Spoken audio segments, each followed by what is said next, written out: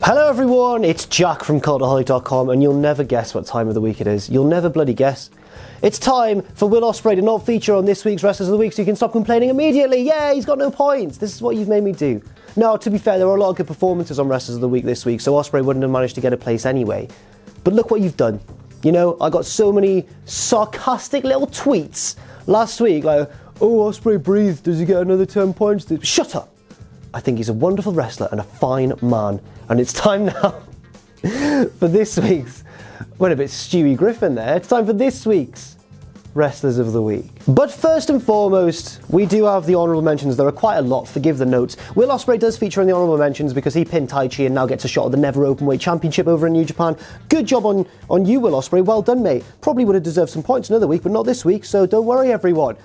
We've also had strong weeks for the likes of Ricochet, Ibushi, Kushida, who is the new junior heavyweight champion. Some of the tag team lads over in WXW, where they had their massive annual tag team tournament, the likes of CTK, Aussie Open, Pentagon and Phoenix.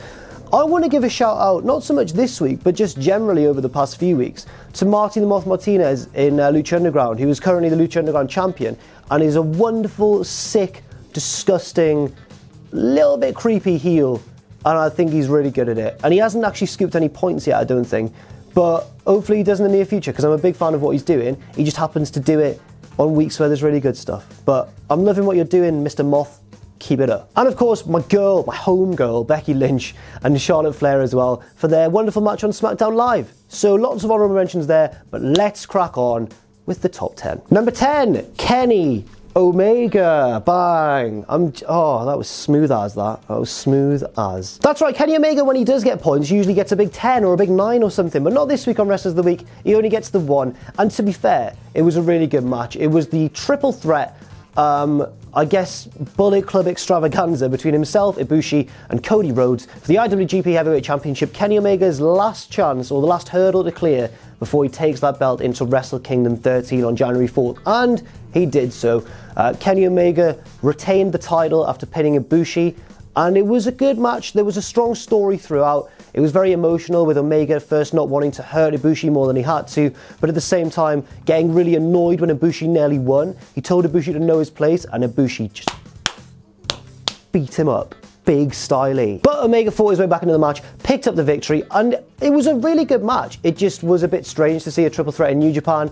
I think even the fans, not necessarily just the Japanese fans, but us Western fans as well, were a little bit thrown by it. Didn't quite know what to make of it. And although it was good, it wasn't maybe as good as it could have been. Still a really good match. Still a great performance from Kenny Omega as well. 1 point to you. Number 9, David Starr, a man who appeared earlier on in the year quite frequently on this list, but has since slowed down a little bit, but he's back. He's back in at number 9, and that is because over in WXW, well, it's all been kicking off in Germany recently, right, over in old Deutschland, because they've had their World Tag League thing. It's a big festival of wrestling over the course of a few days, and all these loads of Brits went over, and from what I've seen on Twitter, it was an amazing weekend. And it's one of these things now that as a wrestling fan, I desperately want to do one time, so I could just latch onto the back of someone's car, or in someone's trunk, boot, or maybe like get in someone's suitcase. That'd be much appreciated, thank you. David Starr featured on one of the days of that weekend, wrestling Jern Simmons in hair versus hair match. No DQ, it was really brutal. David Starr took a lot of punishment,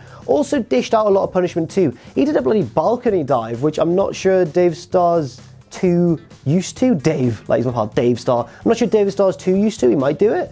Weapons were used aplenty, and eventually a wooden kendo stick as well. Not even a kendo stick, like a kendo sword, a wooden sword, heavy, blocky, ow. Ultimately, it was David Starr who picked up the big babyface victory, and now Simmons will lose his hair. Well, he has lost his hair. They shaved it after the match, and I think this is one of the most notable feuds and matches of Starr's career so far. Maybe not technically the best match, but certainly one of the most entertaining, and in front of one of the hottest crowds as well. Well done, David, you big bloody ledge. Number 8, the Kiwi bastard.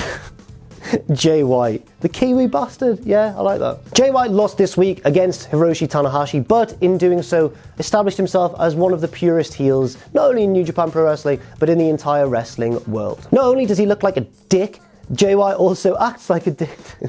That's just needlessly harsh. He doesn't look like a dick, he looks quite cool and imposing. I'm just being a bully. But not only does he look like a dick, He acts like a dick too. Especially with Gato in his corner, Jay White has this sort of Judas figure, this traitor who betrayed Okada and is now in Jay White's corner, and it's great to see. Gato played his role perfectly, Jay White played his role perfectly, and although he didn't pick up the victory, they put on one of the best matches of the week. Probably the best New Japan match of the week, edging out that triple threat main event, and probably Skull versus Kushida too. But I love this match, and I think it's another sign that Jay White has very, very bright things in his future. Number 7, chuck a bloody shrimp on the bloody down here on the Barbie. What's going on, mates? That's right. It's Big Buddy Murphy. Buddy Murphy, well, we all know what he did this week. He won the Cruiserweight Championship from the undefeatable Cedric Alexander at Super Showdown in his home city of Melbourne, Australia. It was magical. Not only was this the best match on the card, apart from Undertaker versus Triple H, it was also a wonderful, emotional moment for Buddy Murphy and for everyone there in attendance. Like, the Australian crowd popped massively when Murphy won the belt. It was a little bit reminiscent of when British Bulldog won at SummerSlam 92. Like, that's how happy everybody was. Even though the match was kind of snuck in, not at the beginning or the end of the card, just somewhere in the middle, it still pretty much stole the show. I think also it's just a good time to reflect on just how wonderful Buddy Murphy has been since jumping to 205 Live. He has reinvented his career, reinvented himself, and now, honestly, looks like one of the best pound-for-pound workers in WWE. And I think that's just bloody lovely. I don't know what Australians say for that. Bonza. We get a shrimp on the Barbie. Disappointed in myself, to be honest. Number 6, the Ace is back. Oh my god, he's back. Hiroshi Tanahashi defeated Jay White, as we mentioned, at King of Pro Wrestling, and that means that he will be facing Kenny Omega in the main event of Wrestle Kingdom 13. And it's just going to be strange, because this feud between first of all, the match was excellent, I've already talked about it, but Tanahashi was great, archetypal babyface, everyone wanted him to win, and then when Kenny Omega came out afterwards, everyone still wanted Tanahashi to win, despite how over Omega is. Tanahashi is just that much of a pure babyface. However, the feud between Tanahashi and Omega is weird. It almost feels like they're trying not to break kayfabe, but in doing so they're breaking kayfabe. So basically, the feud is centered around their differences in wrestling philosophy and how best to excite the crowd. But they shouldn't worry about that if they're wrestlers, they should just want to win. Maybe do some exciting stuff to help the crowd, but the feud's kind of gone a bit like Tanahashi goes, you just hit big moves quickly and then do something different. And then he's like, no, Tanahashi, you just... And I'm just thinking, you're getting dangerously close to breaking kayfabe here, lads. And if there's one thing that I love about New Japan, it's how real it feels. Like, how real it feels. Maybe because it's not as big in the West as WWE is, but please don't start getting all WCW 2000 on us. I don't think they will. That's very much out of the question. But yes, a great performance from Tanahashi. Cannot wait to see that main event between himself and Kenny Omega in the main event of Wrestle Kingdom 13. Go Ace! No, I want Omega to win. Yeah. Number 5, a man who, well, a newcomer to this list, but a man who fully deserves it and has impressed me quite a lot over the course of the year. He's just never managed to quite sneak in. A German by the name of Bobby Gunz. Bobby Gunz. He comes out to Robot Rock by Daft Punk, and the crowd all do that. I wasn't just being silly like I sometimes do on these videos. That was factual research come to fruition. Bobby Gunz is a dick, right? That's basically, at the minute, he's called himself the King of Smoke style, comes out smoking a cigarette. Not sure how the smoking laws work in Germany, but I'm assuming he's allowed to. But if he tried that over here, I think there'd be a riot. He comes out smoking a cigarette and just acts like a dick. He's got a malicious, sadistic offense involving some little finger breakage as well. Lots of small joint manipulation, lots of working limbs and just being a dick. He cheats a lot. He is a heel and a bloody great one. So at WXW's big festival of wrestling last weekend, Bobby Gunz actually defeated, no he didn't, I've got that totally wrong. He lost the chance to become the interim WXW champion while the current champion, Absolute Andy, is out injured. So this was my first taste of Bobby Gunz in a big marquee match, and man, he is something else. I really like this guy a lot. If you haven't already, check out the match. Even though Gunz loses, he really has established himself as the future of European wrestling, in my opinion. I now see why on certain days of the week, I guess when a WXW show drops, my Twitter feed's just full of people going, Bobby Gunz. Because now I know why. Because everyone loves him, because he's absolutely brilliant. I cannot wait to see more of this kid. Don't know how old he is, probably about my age. But good job, Bobby. Bobby Gunz. Cut down on the cigarettes, please. Number 4. One of the front runners of Wrestlers of the Week, that's right, it's it's not, it's Volta. I was lucky enough, of course, a couple of weekends ago to go down to Wembley for Progress Wrestling, and to be quite honest with you, it was an amazing show. I loved it being there live, and now that it's gone out on demand, I can take those matches into account. And one of the best matches of the night, many people's match of the night in fact, was the main event title match between the champion, this lad, and Tyler Bate. Now Volta here wasn't the star of the show, ultimately. Like, he was at the start when he came out for his entrance, and he had two violinists playing him in Shinsuke Nakamura style, and it was really, really cool and suspenseful, but he wasn't the star of the match. He was the villain. He was Andre. So Volta kept trying to slap Tyler down. Tyler just used his strength, and it was ungodly at times, and I think that everyone came away going, wow, Tyler was amazing, and he was. But Volta was absolutely brilliant too, and I don't think that the match would have been nearly as good if it had been anyone else in that position.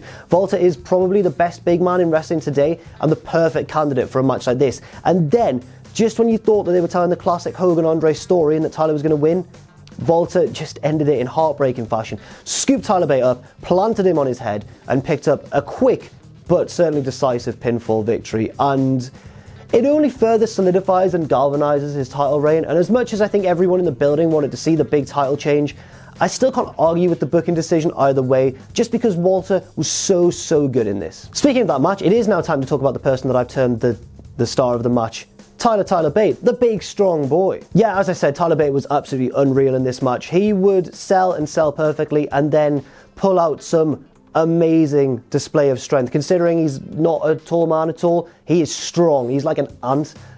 He was lifting Volta up, spinning him round on his shoulders and dropping him down. He was doing like the double leg swing. He was lifting him for suplexes. It was amazing. They even did the big body slam from Hogan Andre at WrestleMania 3, and everyone came off their seats. It was amazing. A great match. A big part of me wanted to see Tyler win. I thought that would have been the icing on the cake of a great night of wrestling, but at the same time, I guess I can sort of see why they've kept it on Volta. His schedule would be less hampered, I suppose, by WWE NXT commitments. And at the same time, I think maybe it was time for a dose of realism. Maybe Progress wanted to remind everybody this is indie wrestling. Sometimes indie results do happen. Maybe the big man sometimes wins. I don't know, but I was well impressed with Tyler here, and I wouldn't have been disappointed at all to see him win in the end. Now it's time to move on to number 2, Tyler Bate's stablemate and best friend. I don't know if they're best friends, but in wrestling, Peter Dunn. Actually, his best friend's probably Trent Seven, so I've got that wrong, but it's his other friend, his slightly scarier, quieter one, Pete Dunne. This was a monster week for Pete Dunne, and for a lot of the week, I'd convinced myself that he was going to be my wrestler of the week, and then stuff happened and he didn't quite become my wrestler of the week, and I'll explain that why, obviously, when I talk about my wrestler of the week, but Pete Dunne was excellent. I mean, he had that match of Progress against Illya Dragonoff, which was personally my favourite match of the night. A lot of criticism I saw online of it, saying that no, now that Pete Dunne is the WWE UK champion, it's predictable. He's going to win every match he's in. And then Pete Dunne got pinned this week by Ricochet. So, no, but that's by the by. That is in WWE. And I get the argument that outside of WWE, Pete Dunne's basically untouchable. However, at the same time, during that match, watching Dunne versus Dragunov live, I forgot about that, and I honestly bit for several near falls for Dragunov all the way through. That's how good the match was. It was captivating, hard-hitting, excellent pro wrestling, old school psychology, modern moves and athleticism, everything you want, and it was honestly one of my favourite matches of the year. That's probably tainted a little bit by the fact that I was there live, but it still holds up on repeat viewing as a wonderful match. I'd heartily recommend it. And also, Dunn was then 1/3 of an excellent triple threat match on NXT TV against Adam Cole and Ricochet. He did lose. Ricochet retained his North American title, but it just again solidifies the fact that Pete Dunne truly deserves his position. It is a privileged position, but he deserves it because he's one of the best in the world. And number 1, and my wrestler of the week, a first-time wrestler of the week. It's a man I've mentioned already. It's Illya Dragonoff. Time to get a little bit of a summary if you're not too familiar with Illya Dragonoff. Illya Dragonoff is a Russian, but he moved to Germany when he was like 5 years old, so he's been raised essentially a German.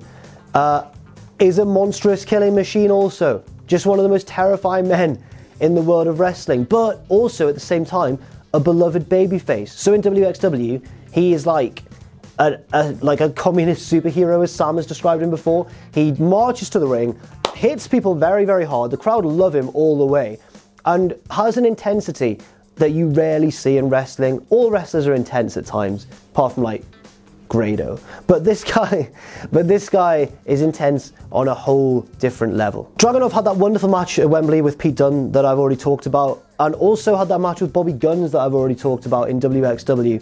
He won the match against Bobby Gunz. Now he's the interim WXW champion. We'll probably have a unification shot against Absolute Andy somewhere down the line. But also, man, that match at Wembley just made me such a fan of him. Yeah, he lost, but he's a monster, and I don't know what the future holds for him. I don't know if, like Volta, Dragonoff's very settled on the independent scene, or whether he does want to go to WWE in the future. But if he did, I'd be fully behind him 100% of the way. He's a scary man, and I hope a nice one too. And sometimes he wears red contact lenses like Jimmy Havoc. And I didn't mention Jimmy in my honourable mentions. Before I go, Jimmy Havoc, honourable mention for you and for Paul Robinson, who I call Pete Robinson on Twitter, even though I know him and I've worked backstage with him before at WCPW. So why did I call him Pete Robinson? It's Paul, and I know him, and I saw him before the show. They had a death match and they nearly killed each other. Let's look at the league table. So, as we can see, Kenny Omega has crept a little bit further ahead of Zack Sabre Jr., and Volta has leapfrogged Johnny Gargano into 6th place this week. Tanahashi is now level with Tommaso Ciampa in joint 11th place, moving ahead of Seth Rollins and Cody Rhodes. A little bit further down, we can see there Tyler Bate is up into 18th, but Buddy Murphy stays just ahead of him with that huge win in Australia. And right at the bottom there, Pete Dunne emerges in the top 25 after a big 9 points this week. So that's all for now. Thank you very much for watching Wrestlers of the Week. Please do tweet Jimmy Havoc. My apologies for not including him in the honourable mentions, because he's confronted me before in the past about not giving him enough points on Wrestlers of the Week, and it's terrifying. I've been Jack from Cultaholic.com. You can follow me if you want on Twitter at Jack the Jobber. You can follow all of us at Cultaholic. And also, if you want to check out our Patreon, you can at patreon.com/Cultaholic. And never forget, of course, to join us.